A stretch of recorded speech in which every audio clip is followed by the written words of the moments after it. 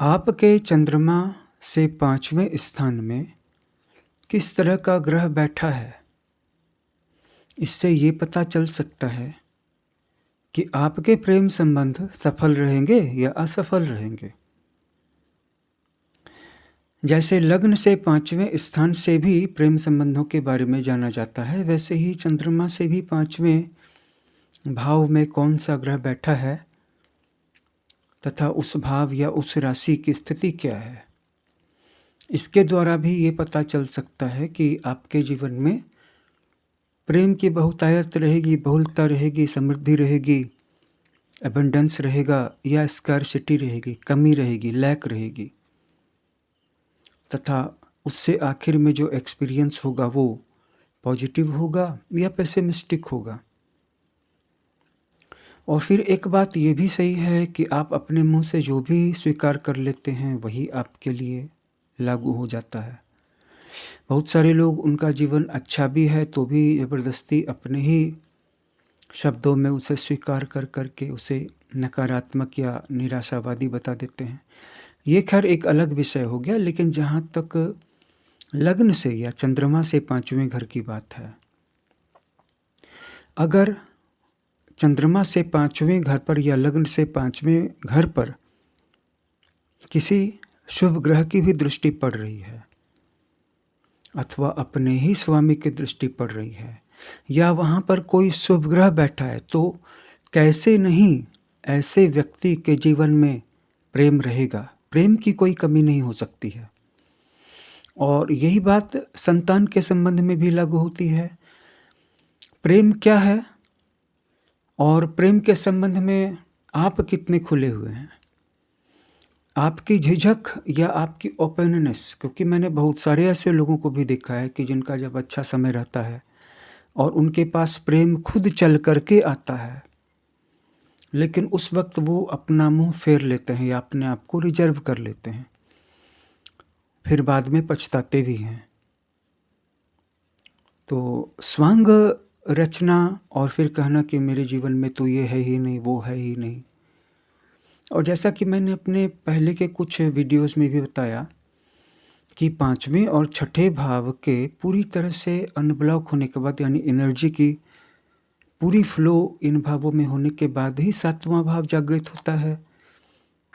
और जिन लोगों का काम सफल नहीं होता है, कहीं ना कहीं इसका कारण ये भी होता है कि उनके जीवन में प्रेम की कमी थी।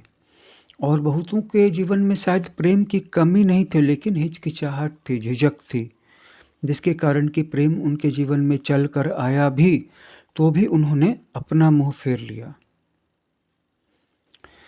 तो ऐसा क्यों हुआ, जिस वजह से भी हुआ, लेकिन हो तो गया। तो 5वें भाव में इसके कारण से एनर्जी का फ्लो नहीं हुआ, प्लैनेटरी एनर्जी का। 5वां भाव ब्लॉक हो गया, तो इसके ठीक आगे जो 6ठा भाव है श्रम का, वो भी ब्लॉक रह गया। जो लोग ठीक से प्रेम करते हैं वही लोग ठीक से श्रम कर सकते हैं, यानी कि 6ठा भाव श्रम 6ठे भाव से देखा जाता है। और वही लोग फिर 7म भाव में विकसित हो पाते हैं, यानी कि सभी तरह के लोगों से संपर्क करने की योग्यता हासिल होना। अब कुछ लोग कहते हैं कि मैं तो उन्हीं से बात करूंगा जो मुझे अपना मानेंगे, यानी कि वो उस व्यक्ति से बात नहीं करेंगे जो प्रोफेशनल होगा। और जो व्यक्ति प्रोफेशनल है उसके पास तो इतना सोचने समझने का समय नहीं है कि किसी व्यक्ति को क्या चाहिए, अपनापन चाहिए या सहानुभूति चाहिए या निष्कपटता चाहिए, क्या चाहिए। यही सारी चीज़ें हैं। और हम जब इन सारी चीज़ों को एक विहंगम दृष्टि से देखते हैं तो हमें ये बात समझ में आ जाती है कि क्यों बहुत सारे लोगों के जीवन में सफलता का अकाल पड़ा हुआ है, क्योंकि उनका काम करने में मन नहीं लग रहा है। और जिस चीज़ में आपका मन नहीं लगता है उस चीज़ को आप बेकार समझने लगते हैं। क्यों बेकार समझते हैं? क्योंकि उसकी पेचीदगियों में दिमाग लगाने की आपकी इच्छा नहीं होती। आखिरकार क्यों नहीं सभी तरह के व्यक्तियों के साथ आपकी डीलिंग, आपका निगोशिएशन, आपकी बातचीत ओपन रहनी चाहिए, मुक्त रहनी चाहिए। इस पर किसी तरह की शर्त क्या, आपकी शर्त है कि जो व्यक्ति मेरे साथ अच्छी तरह से बात करेगा, मैं उससे अच्छी तरह से बात करूँगा, और जो नहीं करेगा, उसके साथ नहीं करूँगा। और जो व्यक्ति प्रोफ़ेशनल है, जो सचमुच में सफल है, उसके पास तो इतना भी सोचने का समय नहीं है कि आपको क्या अच्छा लगता है। तो आपने अपने आप को एक नियम के अदृश्य कटघरे में बंद कर रखा है। और इसको सुधारने की जहाँ तक बात आएगी, जो कि एक बहुत बड़ी स्किल है, सामाजिक स्किल को आप छोटी-मोटी स्किल मत समझिए। सप्तम भाव की जो सामाजिक स्किल है, इसको आप इम्पोर्टेंस दीजिए, क्योंकि इसके बाद ही अष्टम, नवम और दसम भाव की एनर्जी अनब्लॉक होगी।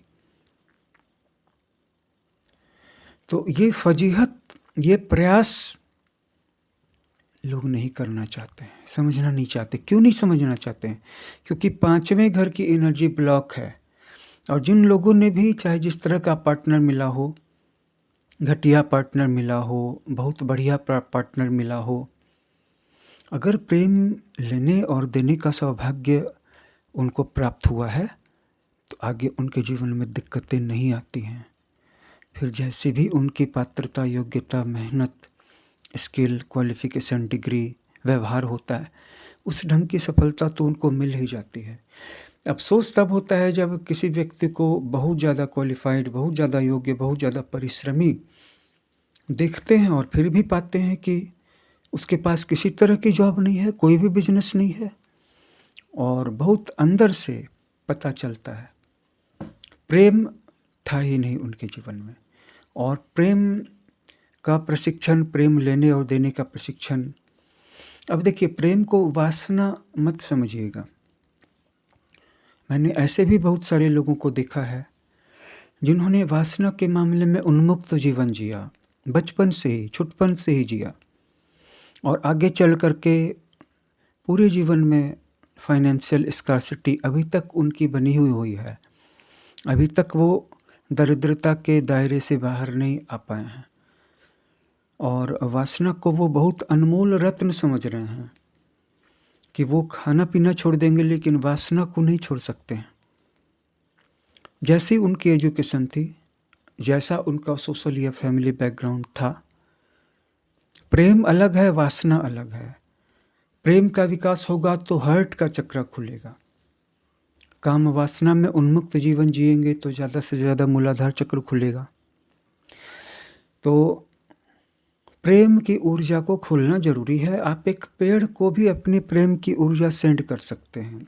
आप चंद्रमा को भी, सितारों को भी अपनी प्रेम की ऊर्जा ट्रांसमिट कर सकते हैं, रेमिट कर सकते हैं, रिले कर सकते हैं, और वो तुरंत आपको प्रेम रिसेंड करेंगे वापस।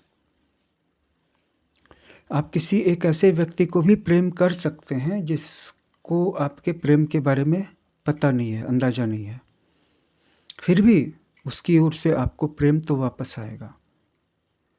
तो यही सारी चीज़ें हैं जिसके कारण कि बहुत सारे लोग सफल नहीं हो पाते हैं।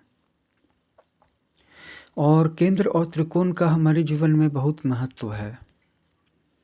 इसीलिए जब हम एक-एक करके सभी केंद्र और सभी त्रिकोण में जो राशियाँ पड़ी हैं, उनकी एनर्जीज़ को अनब्लॉक करते हैं, इस बात का अध्ययन करते हुए कि केंद्र और त्रिकोण, सभी केंद्रों, सभी त्रिकोणों के स्वामी कहाँ पर बैठे हैं, वो किसी पाप प्रभाव में तो नहीं हैं। तो वहाँ पर हमें लाइफ का वो lesson, suspended lesson, pending lesson समझ में आता है। और जब तक आप उस लेसन को नहीं समझेंगे, तब तक उस पार्टिकुलर प्लैनेट की एनर्जी को आप अनब्लॉक करेंगे कैसे? अगर करेंगे तो आपको उस प्लैनेट से संबंधित चीज़ों में सफलता मिलेगी। अगर नहीं कर पाएंगे, एक भी घर अगर ब्लॉक्ड रह गया तो उससे आगे के घर को ब्लॉक्ड रखेगा। पूरी कुंडली एक शरीर है, ह्यूमन बॉडी के एनाटॉमी की तरह। अगर कोई भी एक अंग अस्वस्थ है तो बाकी का शरीर कैसे स्वस्थ रह सकता है? पूरे परिवार में अगर एक भी सदस्य बेकार है, अनहेल्दी है, क्रेजी है, वायलेंट है, या निकम्मा है, कुछ भी है ऐसा, तो पूरा परिवार कैसे खुशी का अनुभव कर सकता है? तब भी जबकि परिवार का कोई सदस्य उस सदस्य को भी काट खाने दौड़ता हो जो उसकी भलाई करना चाह रहा है, तब भी किसी तरह से उसको उठा देना चाहिए। हालांकि सब कुछ आपके चाहने पर निर्भर नहीं है, लेकिन आप इतना तो अवश्य कर सकते हैं कि आप सिर्फ अच्छा चाहें, तो आपको अच्छा फल मिलेगा। आप अपनी तरफ से ना बोले किसी को, आप अपनी एनर्जीज को ब्लॉक न करें किसी को नो बोल करके। ऐसा ही होता है प्रेम संबंधों के मामले में भी, कि बहुत सारे लोग नो कह देते हैं, तो नो कह देने के बाद उनके जीवन में सारी चीज़ें नो हो जाती है उनके लिए भी, क्योंकि आप नहीं हैं, आप ब्रह्मांड का एक रिप्रेजेंटेशन हैं। आपके अंदर में जो कुछ भी है, फिजिकल प्रॉपर्टी या स्पिरिचुअल प्रॉपर्टी, वो आपकी पर्सनल प्रॉपर्टी है नहीं, तो आपको किसी को ना कहने का अधिकार क्या है? और क्योंकि वो आपकी नहीं है, इसलिए आप उसको किसी और पे अपनी एक तरफा मर्जी से थोप भी नहीं सकते। बहुत सारे लोग अपने प्रेम को किसी पे थोप ही देना चाहते हैं, और बहुत सारे लोग अपने वायलेंट डिसीजंस को किसी पर थोप देना चाहते हैं। ये भी गलत हो जाता है। समझदारी नहीं है ना। अगर समझदारी आ जाए तो आदमी के जीवन में न तो स्कार्सिटी रहेगी और न पेन रहेगा। बहुत सारे लोगों के जीवन में फाइनेंशियल स्कार्सिटी क्यों है? क्योंकि वो सिर्फ अपनी बातों को सही समझ रहे हैं, अपने आप को बुद्धिमान समझ रहे हैं,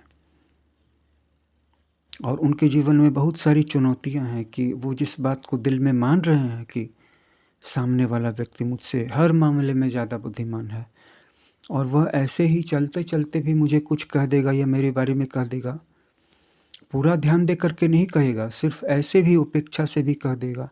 अगर उस बात का 1% भी मैं मान लूँगा तो मैं बहुत ऊपर उठ जाऊँगा, लेकिन उनका ईगो, उनका अहंकार, उनका घमंड या उनका स्वार्थ इतना मजबूत है कि वो अगर खुद भी वो काम करने वाले होंगे तो वो फिर नहीं करेंगे, क्योंकि अब तो उस व्यक्ति ने कह दिया है। तो इसी बात में इस सवाल का जवाब छिपा हुआ है कि बहुत सारे लोगों के जीवन में फाइनेंशियल स्कार्सिटी और पेन क्यों है, फेल्योर क्यों है। बहुत सारे ऐसे लोग हैं जो 20, 25 या 30 के होते होते करोड़पति बन जाते हैं, और बहुत सारे लोग 45, 50, 55 के होने पर भी a few thousand per month में ही गुजारा करते हैं। और फिर जो लोग सक्सेसफुल हो जाते हैं उनको भी ये नहीं चाहिए कि वो अपने आप को श्रेष्ठ समझें या अपनी तुलना किसी से करें या किसी और व्यक्ति से अपनी तुलना करें। तुलना सबसे बड़ा जहर है, लेकिन अविकसित माइंड के लोग तो तुलना करेंगे ही, और जो और भी ज़्यादा अविकसित हैं वो शिकायतें करेंगे, और भी ज़्यादा जो अविकसित हैं वो षड्यंत्र करेंगे, क्योंकि 99.99% लोगों को तो ये अंदाज़ा ही नहीं है कि जो कुछ भी वो कर रहे हैं उसका फल उनको मिलेगा ही। इतना तो जानने दीजिए, ये भी उनको नहीं पता है कि जो कुछ भी वो सोच रहे हैं उसका फल भी उनको मिल रहा है।